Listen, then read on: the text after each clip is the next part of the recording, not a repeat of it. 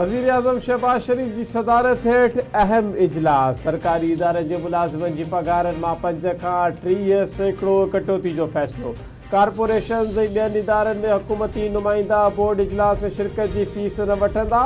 Board इजलास में शिरकत जी फ़ीस खे बचत वारी रक़म में शामिल कयो वेंदो। इजलास में फ़ैसिलो। इजलास में इहो बि फ़ैसिलो कयो वियो त क़ानून लागू कंदड़ इदारनि में FBR ते हफ़्तेवार 4 ॾींहं लागू न थींदा। उन्हनि इदारनि जा मुलाज़िम पंहिंजे पुराणे तरीक़ेकार मुताबिक़ फ़र्ज़ अंजाम ॾींदा। वज़ीर आज़म पारां पाकिस्तानी सिफ़ारतखाननि खे 23 मार्च जूं तक़रीबूं सादगी सां मल्हाइण जी हिदायत। शहबाज शरीफ़ जो चवणु आहे त वज़ीरनि सलाहकारनि ऐं सरकारी ऑफिसरनि जे परॾेही दौरनि ते पाबंदी रहंदी। मुल्क में सादगी ऐं बचत क़दमनि जी निगरानी लाॻापियल सेक्रेटरीज़ पाण कंदा। किफ़ायत शाहरी मां हासिल थींदड़ रक़म अवामी रिलीफ ते ख़र्च थींदी।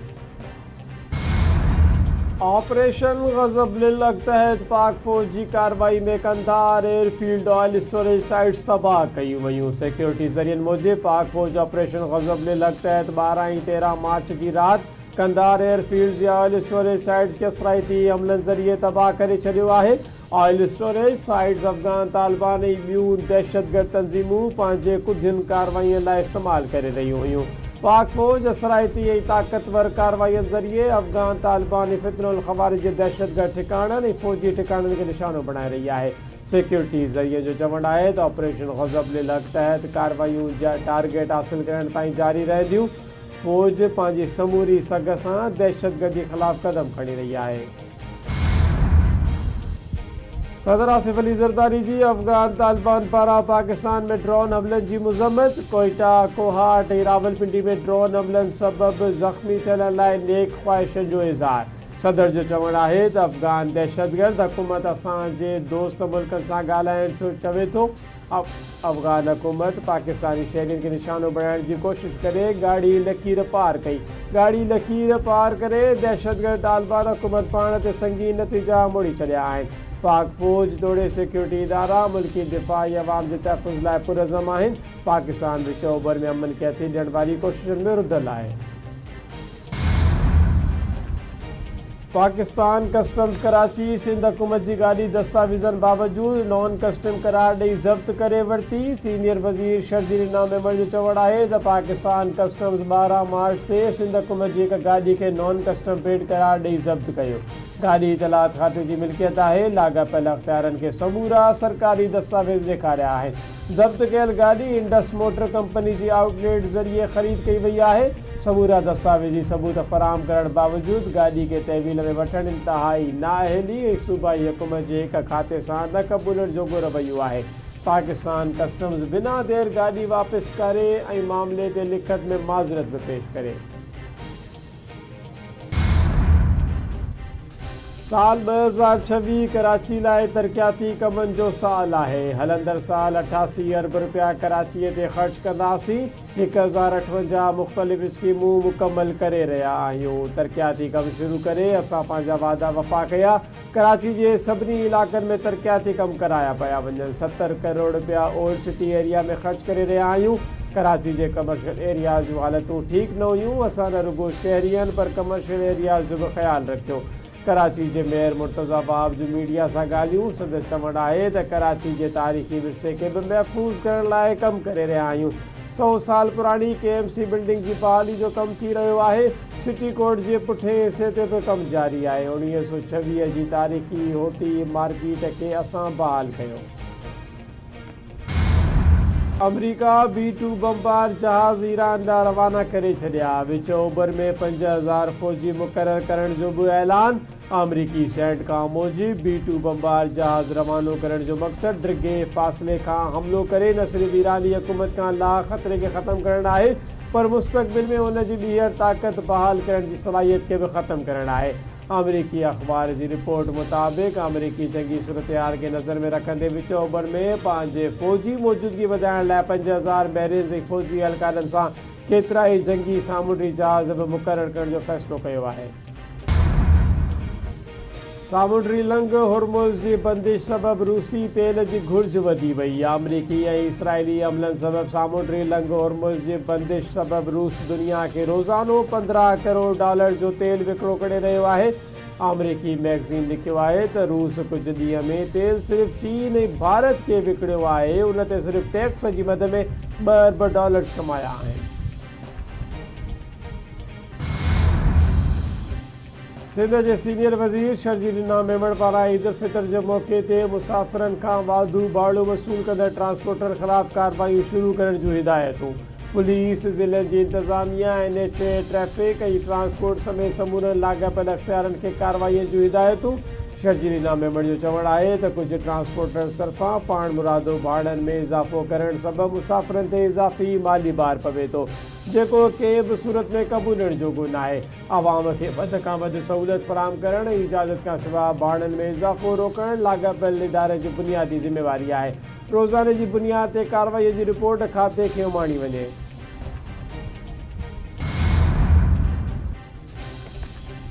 पाकिस्तान मां विच ओभर जे फ्लाइट ऑपरेशन में वधीक बहितरी, 40 उॾामूं रद्द। पाकिस्तान मां विच ओभर जे मुख़्तलिफ़ मुल्कनि लाइ अॼु 235 उॾामूं ऑपरेशनल। इस्लामाबाद में 71, कराचीअ में 61 ऐं लाहौर में 45 उॾामूं ऑपरेट थी रहियूं आहिनि। मुल्तान मां 26, सियालकोट मां 17, पेशावर ऐं फैसलाबाद मां 6 उॾामूं ऑपरेशनल। कराची मां दोहा, बहरीन, बगदाद, कुवैत ऐं अबूज़हबी जूं 15 उॾामूं रोकियूं वयूं। इस्लामाबाद में 14, लाहौर में 7, पेशावर ऐं सियालकोट में 2 उॾामूं रोकियूं वयूं।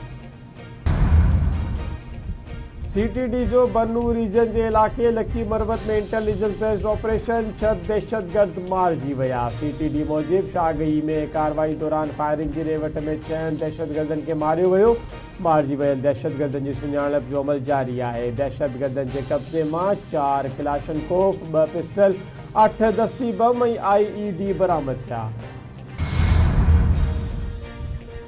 हैदराबाद जे कासमाबाद वारे इलाइक़े में फ्लैट मां PP शहीद भुट्टो जे अॻवान काशिफ बागी जो गोली लॻल लाश हथ अचण वारो मामिलो। मक़तूल जे भाउ सामारो वासी मोहम्मद आसिफ क़ाइम खानी जी फरियाद ते दाख़िल FIR जे मतन मूजिब आफ़ाक बिल्डर्स जे भड़काइण ते काशिफ बागी खे दोस्त वलीद फारूकी 2 अणॼातल माण्हुनि सां गॾिजी क़तल कयो आहे।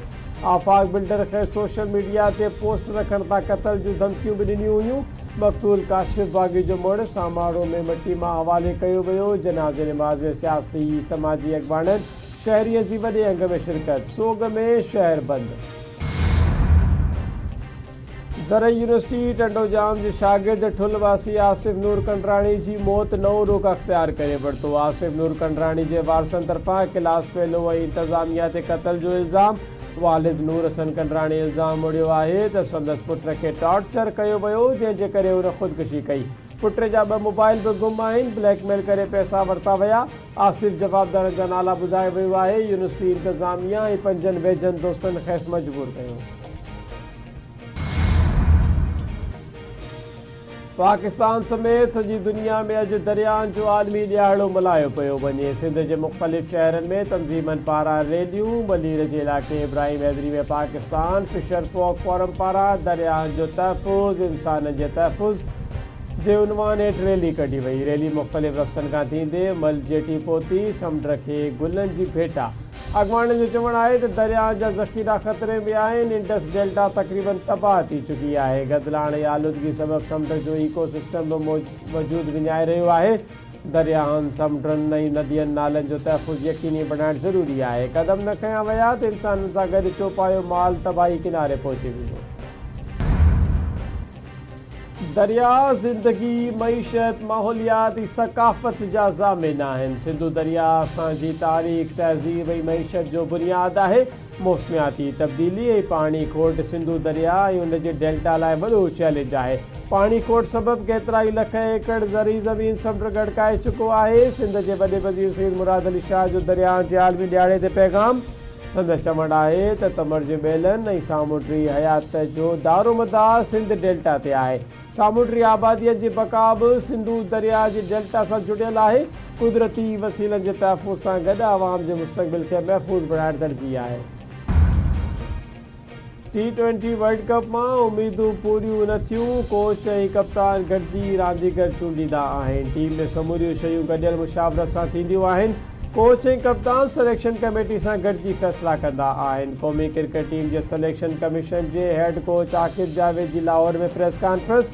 संदसि चवणु आहे त नेशनल T20 टूर्नामेंट वर्ल्ड कप खां पहिरियां थियणु घुरिजे हा। सिलेक्टर्स नेशनल T20 टूर्नामेंट में रांदीगरनि जी परफॉर्मेंस ॾिसी रहिया आहिनि।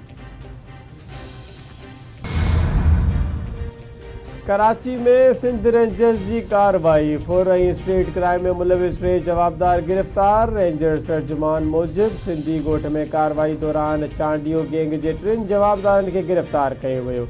गिरफ़्तार थियलनि में राजिब उर्फ़ राजू, मुनीर उर्फ़ मुन्नू ऐं अब्दुल जब्बार उर्फ़ बाकिर चांडियो शामिल आहिनि। जवाबदारनि जे कब्ज़े मां हिकु मोटरसाइकिल, 5 जाली नंबर प्लेट्स ऐं रोक रक़म बरामद कई वई। सकरंड जे ॻोठ पीर महावली भरिसां हिकु शख़्स जो ज़मीन में पूरियल चिचिड़ियल लाश हथ आयो। लाश इस्पताल आंदो वियो। डॉक्टरनि मूजिब लाश 3 खां 4 महीना पुराणो लॻी रहियो आहे। लाश तालके इस्पताल जे मुर्दाखाने में पियल। लाश जी सुञाणप न थी सघी। सुञाणप न थियण जी सूरत में लाश नवाब शाह ईडी हवाले कयो वेंदो।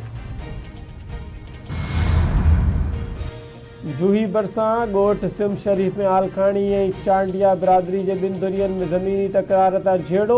हिकु ॼणो क़तल। गोलियूं लॻण सबबि ज़ख़्मी थियल मिठल चांडियो ज़ख़्मनि जा सूर न सहंदे फ़ौत थी वियो। ॻोठनि अंदरि ॾहका पिखड़ियल। ख़ौफ़ सबबि रस्ता वीरान बणियल।